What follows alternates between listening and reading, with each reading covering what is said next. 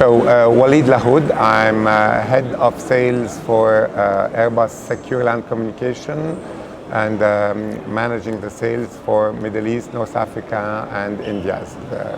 Wonderful. Can you give us an idea of the portfolio of solutions that you are handling? Okay. So today in GITEX we wanted to insist more on the new technologies that help evolving organizations.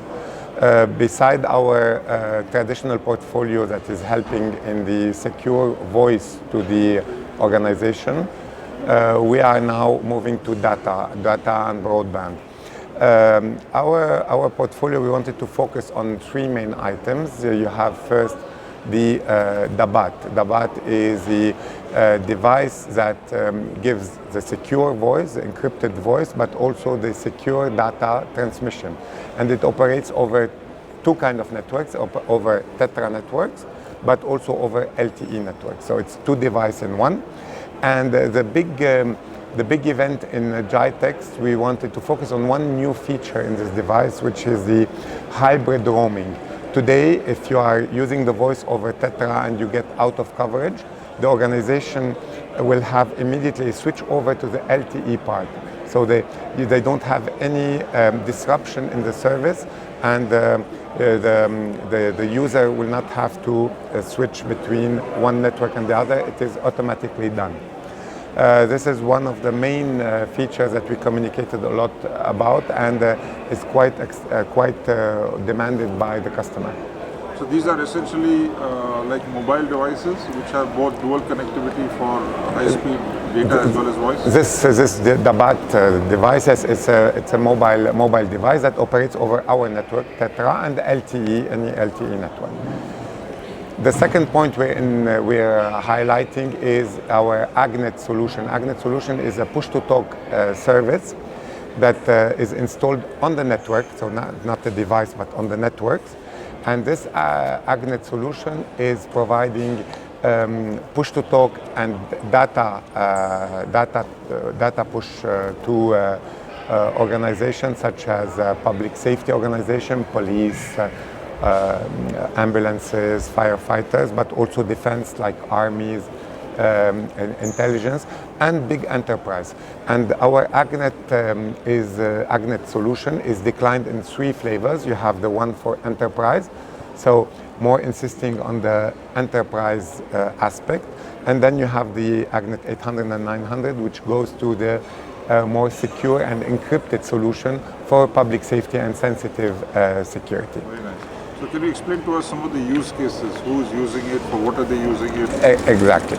So our customer, we are present in the Middle East and especially in the UAE since 2004. We are providing the secure voice since 2004 to public safety organization, Ministry of Interior, Ministry of Defense, all kind of organizations that need secure communication. Secure and reliable communication. You have three pillars always. It's security, reliability, and fast time response. So we were providing the voice, now we are providing the data. So we moved one step further with the data. And these are the kind of customer we have. We also provide for oil and gas, because oil and gas is considered as a national asset and it needs to be completely secure. So tell me, what is the carrier that you're using? Is it a public service provider? No, it's always a private service. In Dubai, it is the organization NEDA, with whom we are exposing today. And in Abu Dhabi, it's mainly Abu Dhabi Police, and you have the army. And so these are private, redundant type of networks, high transmission, which high reliability, fast time response, and secure. And these are countrywide, or they are? Countrywide. It's countrywide. And tell us about the use cases. Use cases, exactly. Today we are not presenting only those two cases, but we're also presenting the applications, because when you talk data, you talk applications, and we are working. So either it's in-house built application that we propose to our users, or we are partnering with application developers who are developing applications based on the demand of the customer. So we listen to our customer what they need. I'll give you a very simple example, face recognition. Today the Dabat, the terminal, if you equip it with a face recognition application, you can use it in the street. If I just put my device in front of your face, he can immediately from your face take all your data and send it to the control center to see what is your status. Who's developing these applications? As I told you, either in-house, so some applications are developed in-house, some applications are developed by application developer, but they are certified and approved by us because we provide the platform that allows those application developers to do them. It's a simple app store, but dedicated for public safety. Airbus is encouraging a community around the devices. Your primary business model is around the devices? Devices and network. No, our main business is the network because there is a network behind and the devices. So the applications are based on a specific customer profile? Specific customer profile. We develop a lot mutual conversation with our customer. We listen to what they need and then we develop something that they need.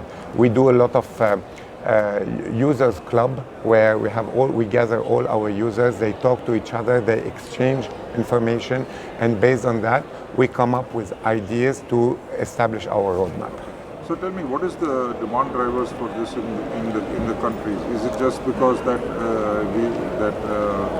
select organizations need a private network which is reliable and specialized for them, or is it just to have a backup to the public network? No, it's not. No, those organizations, they use exclusively their own. They don't use the public network.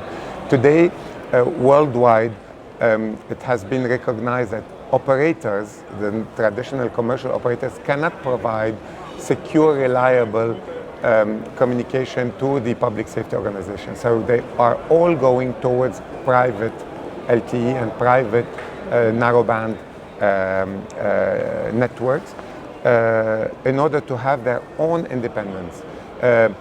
When you are dealing with a high security event, you cannot rely on a commercial network that can anytime drop or anytime.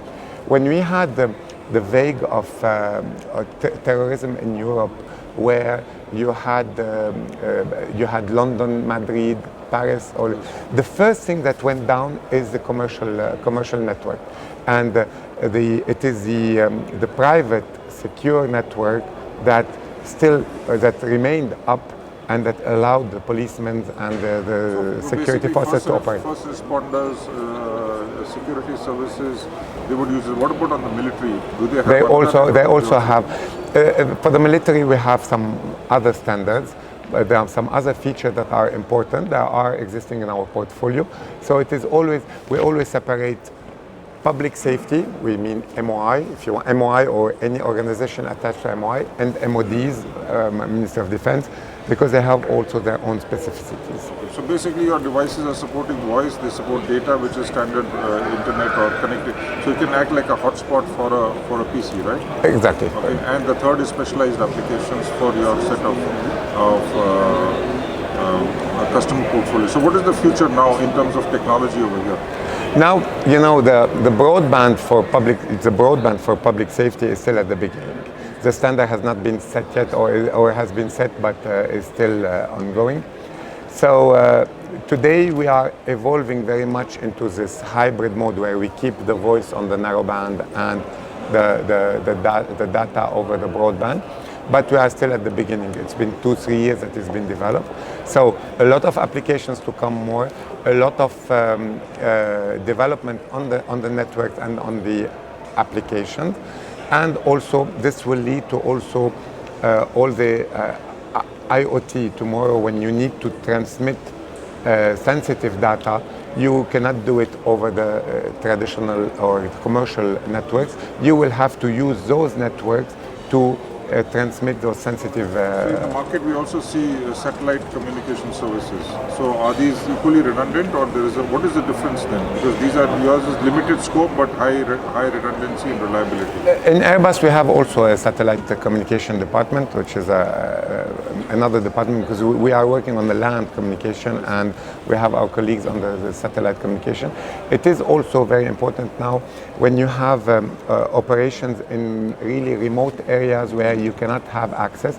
Satellite is the best solution, and there is a lot of work to do still on the satellite communication, because today the time response because of the satellite is quite long, and now the first thing that satellite communication companies are working on is to reduce this timeline and to have a reliable time response.